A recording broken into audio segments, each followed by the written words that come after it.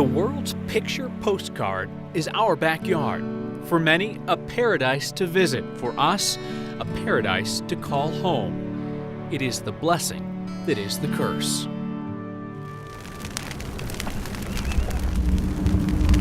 You had at least a dozen houses on fire? Being close to that beauty comes with a price. No, it's more like 20, 25. It's not something that would normally occur. It's like somebody bombing Denver with bombs. We just don't think it'll happen. And yet it did. We have alignment with the wind in this neighborhood, and it's pumping hard, going from house to house ignition. The fires that renew the forest threaten to take away the places we love and the people we cannot replace. Those memories are not here anymore because of everything that happened. Yeah. It's going to continue like this all evening unless we get some more resources. This year, like no other in a decade, we've learned what little control we have over these mega fires and how limited we are in protecting people in their path. Clearly, we cannot put a fire truck in everybody's driveway. As bad as this year's fires have been, we could be constructing an even larger catastrophe. We could see 2,000-3,000 homes lost in a burn period. We got one roof that just started.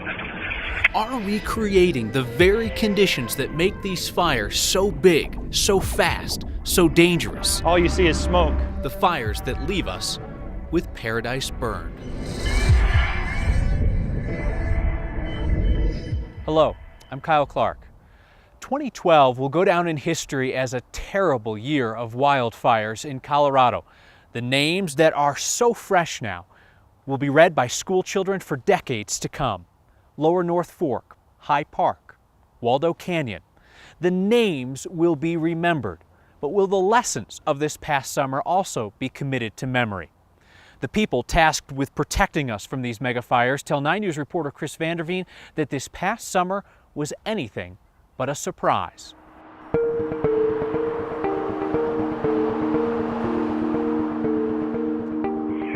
Temperature is 96. The wind is out of the south, 10 to 18, gusting to 26. Over.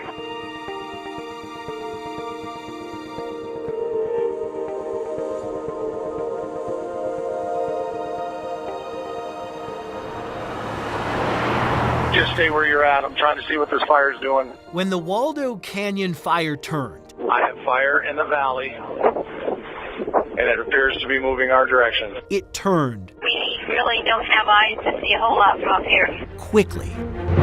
All companies on Command 6, we are leaving the area. I repeat, we are leaving the area. Pull out now. Head downhill. Wildland on copy.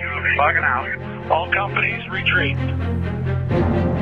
That is absolutely unbelievable right now. It's 5:30 in the afternoon. This is not good. There's the sun right there. I thought it was a special effects movie. Literally, I could have put myself in that kind of a frame of mind. And I don't know if you've been monitoring the springs, but they're definitely losing structures. Have several structures on fire on the east side of Flying Ranch Road. NW Majestic, I can see 8 to 10 structures on fire. Over the course of the next few hours, Yeah, we have one house on Wilson Road that the roof's on fire. the fire would consume 346 homes, more than any fire in this state's history. The real issue is how do you fight this fire? And there's nothing that an Army or National Guard is going to be able to do to stop fire in the face of these winds under these conditions. I want to hit this hillside to prevent further structures.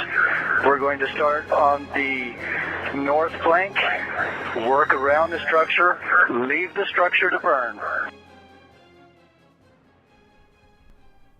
It's not as if some people in Colorado Springs weren't thinking about something like this. The threat of a catastrophic wildfire is real here in Colorado Springs. 1 week before the fire blew up, we were in a very quiet Colorado Springs asking that city's fire department about worst-case scenarios. We could see a home-to-home fire. It may start in the forested area, in a park, in an open space, move to a home, and then go home-to-home, and an urban conflagration. We could see 2,000-3,000 homes lost in a burn period. For years, the city had tried to be proactive by doing things such as bringing wood chippers into neighborhoods to help residents clear underbrush. It had even ordered the replacement of 55,000 shake shingle roofs. We've got a lot of density as far as single-family dwellings, multifamily dwellings, and we also have a lot of businesses nestled up in the hillside as well. A third of the city, to be precise, at risk. And then, of course, there was this. Thanks for joining us. I'm Mark Kobrick. And I'm Kim Christensen. Wildfires are burning more than 90,000 acres. How fast is it moving and how fast? It's perfect burning conditions.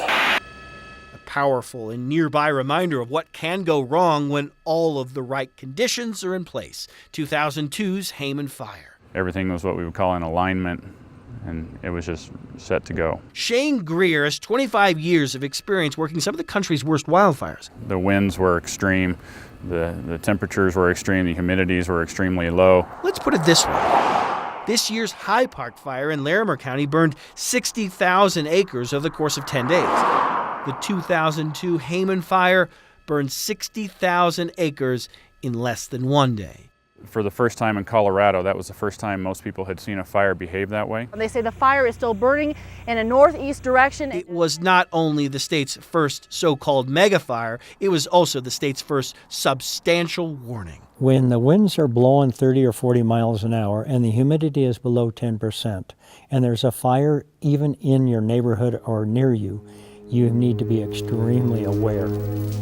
The country itself has a history of large and destructive fires, starting with the not-so-often-talked-about Peshtigo fire of 1871, which burned more than 1 million acres of land in Wisconsin and Michigan.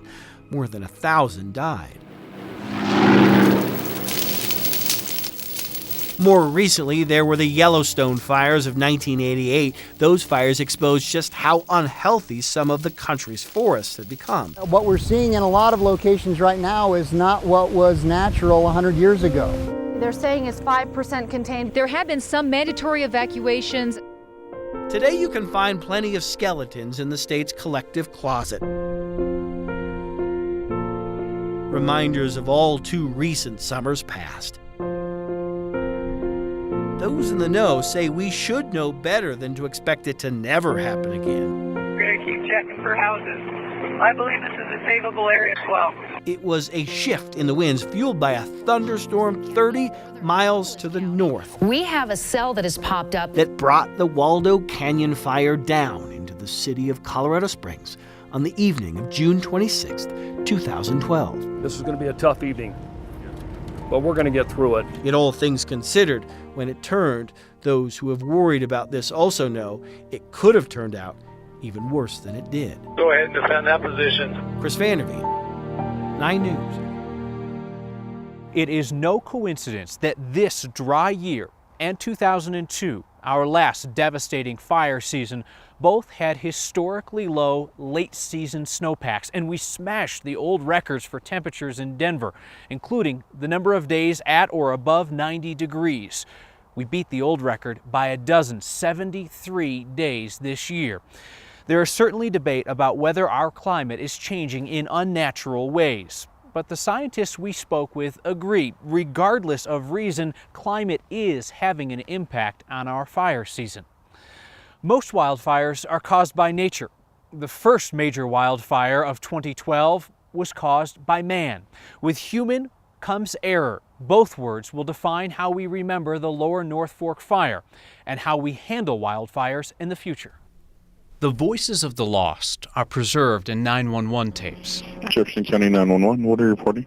A fire. Ann Apple saw it. Yeah, it's about 5 acres and growing, so they've got crews on the way. Okay, thank you. Her neighbor Sam Lucas saw that same Colorado Forest Service prescribed burn spilling out of control as the winds howled. That's the one that was a prescribed burn that got away from them. You gotta be kidding, on a 70 mile an hour front range. Yeah, but they've got crews on it and they're working it. Okay. All right. Somebody better get fired. The call to evacuate didn't come until Ann Apple's home was likely already burning. Yeah, I was down there. And other families were forced to run a gauntlet of fire. Daddy, We'll make it. We're gonna be fine. Daddy, where's Mom? What's she stopping for? It was right downhill from us. There's no way they shouldn't have evacuated us. This can't happen again. 9 Wants to Know uncovered error after error, even beyond the delayed decision to evacuate. State firefighters couldn't talk to local firefighters. They were literally on two different frequencies. It ties us down. There was a botched attempt at reverse emergency calls, initially calling people across Jefferson County, then failing to call everyone inside the evacuated area, including Ann Apple. There were some glitches in the system that we can correct. As a result, Jefferson County instituted a three-tiered evacuation system designed to give more warning time. Governor Hickenlooper stripped Colorado State University of its oversight of prescribed burns and consolidated emergency response communications in the Colorado Department of Public Safety. It's unfortunate that it takes a disaster to finally allow this kind of really common sense consolidation to take effect. The governor's action to consolidate the state's control over wildfire response stood in contrast to the governor's refusal for weeks to take a position on increased compensation for fire victims. Families who lost homes and lives were left in limbo until Republicans in the legislature said they would move on it without the governor. A compromise was quickly announced. Why was it that it had to get to the point where House Republicans were essentially saying they would do something with or without your participation in order to force action? Well, it's hard. This is stuff that hasn't ever come through. We've never dealt with this situation before. And literally up until just a couple of days ago, we didn't actually understand, or at least our office didn't understand all the law that was involved. There is much that many did not understand as the lower North Fork fire burned out of control. And perhaps the only people who truly understand what was lost today are those with little left. It was a dream.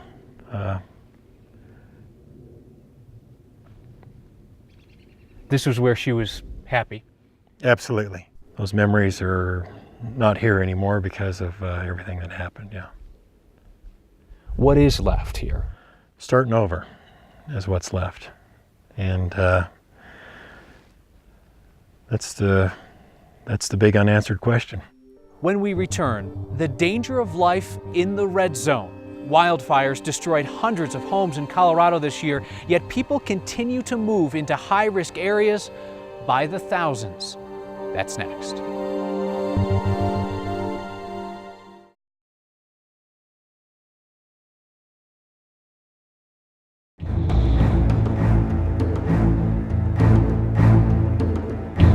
As we see an increase in the number of wildfires in Colorado, we are also witnessing a surge of people moving in to fire-prone areas. A 3-month investigation by the nonprofit group ONEWS found that 1 in 4 Colorado homes sits in a fire danger zone. 9 Wants to Know investigator Will Ripley partnered with ONEWS and shows us who is most at risk. As far as natural beauty goes, I mean, it's incredible. A piece of heaven with a price. If I lived on a beach, I'd have to worry about hurricanes. I'm living in a forest, I have to worry about forest fires. Ian Simplensky. That's good old Mother Nature for you. Sat right here on day 1 of the High Park fire. It's amazing how much it leveled. He watched his house. It was almost surreal. Go up in flames. It was maybe 6 minutes and my house was gone. Hundreds lost their homes as the monster fire ate up tens of thousands of acres. It burnt so quick, it was amazing. Simplensky is among the 1.1 million people living in Colorado's red zone, where fire danger is the highest. You can see along the front range how dense it is right here. iNews editorial director Bert Hubbard spent weeks analyzing census data. He found 1 in 4 homes and 1 in 5 Coloradans live in the red zone. The red zone comes right down into the city of Boulder. It comes right down into the city of Colorado Springs. iNews found 100,000 people have moved into the red zone in the decade since the giant Hayman fire. By some measures, Colorado's seen a 300% increase in wildfires in the last 10 years. If you're building in the red zone, you're not building in a forest that's likely to burn. You're building in a forest that's certain to burn. Author and journalist Michael Kotis has traveled the world studying a global spike in wildfires. He points to 3 causes: climate, forest management, and development. We're seeing a lot more property damage, and we're also seeing a huge increase in the costs of wildfire. Kotis says the price for the federal government to put out wildfires has doubled in the last decade. Your tax dollars bear the cost even if you don't live in a red zone. There's a sense that we need to divvy up the costs of protecting homes in the red zone. Fire mitigation is one way mountain towns try to prevent catastrophe.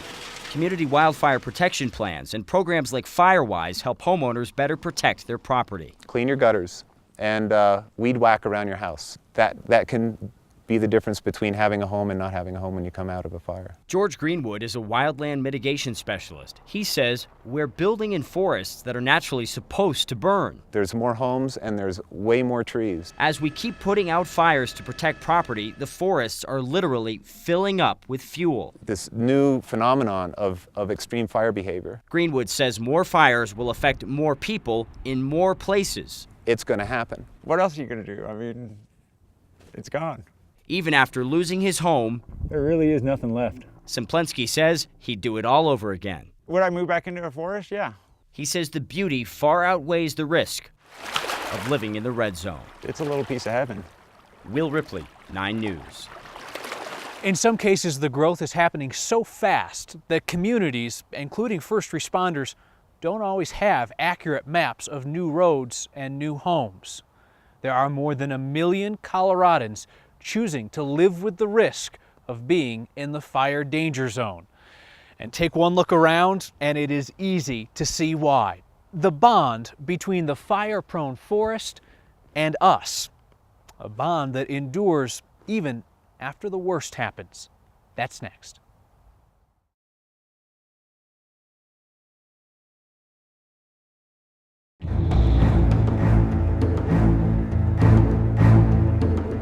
People don't end up living in the mountains by accident. There is a strong bond between the people who live here and the land they love. 9 News reporter Kevin Torres found proof of that in Boulder County, 2 years after the devastating 4 Mile Canyon fire. It was so peaceful and quiet.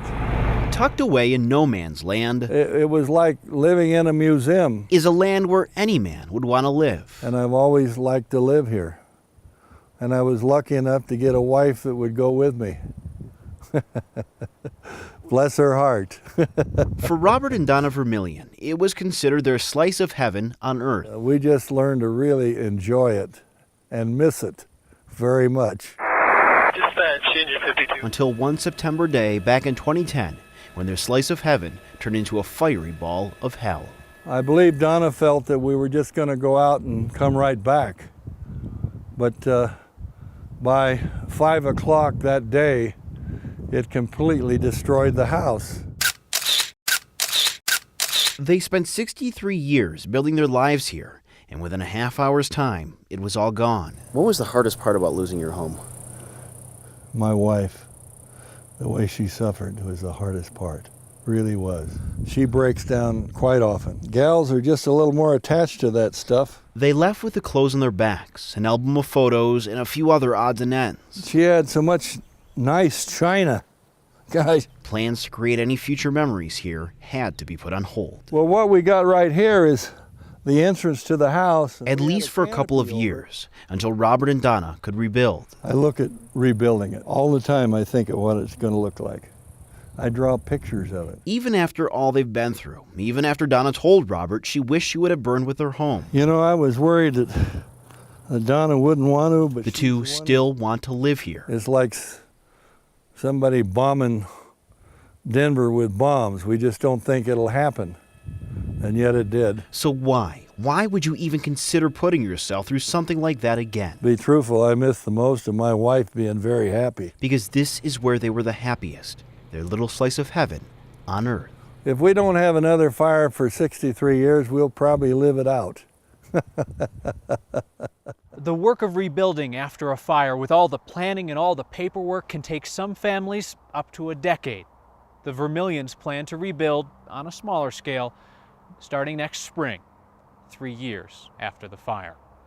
The scars on the landscape can take far longer to heal. When we return, we go back to the site of one of Colorado's most devastating wildfires. We look at the effects on the forest and the people more than a decade later.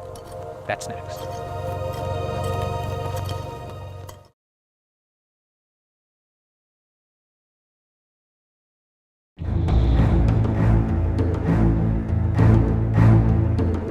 As terrifying as a wildfire is, there's nothing more natural. Same too, the healing of the land, a process that can seem painfully slow by human standards. 9 News reporter Nelson Garcia takes a look through the eyes of a man who deals with fire each day. When this is the commute to work. Today we're continuing to mop up on the fire. And this is the office. Kurt Rogers has to have respect for Mother Nature. He's the fire chief for the North Fork Fire Protection District and the only professional firefighter for miles, protecting much of the forest in southern Jefferson County with a group of volunteers. We had a lightning strike within the last couple of days, and we were called out here yesterday about 2:30. This is one of hundreds of fires that residents will never know because of Rogers and his crew. You don't really hear too much about it, but it's just a regular event during our fire season. One of hundreds of fires that have the potential. Fire is part of the ecosystem, so there is always going to be fire in it. The potential of turning into devastation, like it did in 1996. 16 years ago, the Buffalo Creek fire burned throughout this entire area. Now, much of the undergrowth has come back, but if you look at the trees, it's a much slower process. When Buffalo Creek occurred, it wiped out everything. An entire forest destroyed in less than a day.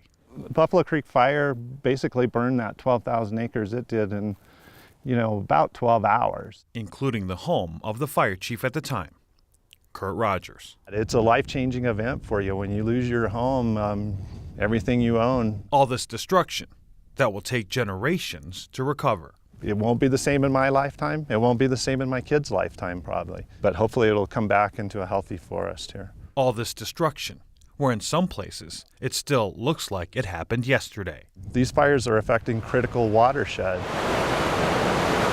And the consequences of that down the road are significant also. That's a part of life living in the mountains. And this fire right now is not all bad. It's cleaning up a little bit of the forest floor here, so. And as long as there will be fires, there will be people like Rogers there to try to suppress it. It's not a problem that's going to go away. People who have respect for fire and the scars it leaves behind for hundreds of years. It is a little mind-boggling to think that it can be taken away that quickly. With photojournalist Byron Reed, Nelson Garcia, 9 News. The average forest is 70 to 100 years old, meaning that all of us will never again see these places as they were just 1 year ago.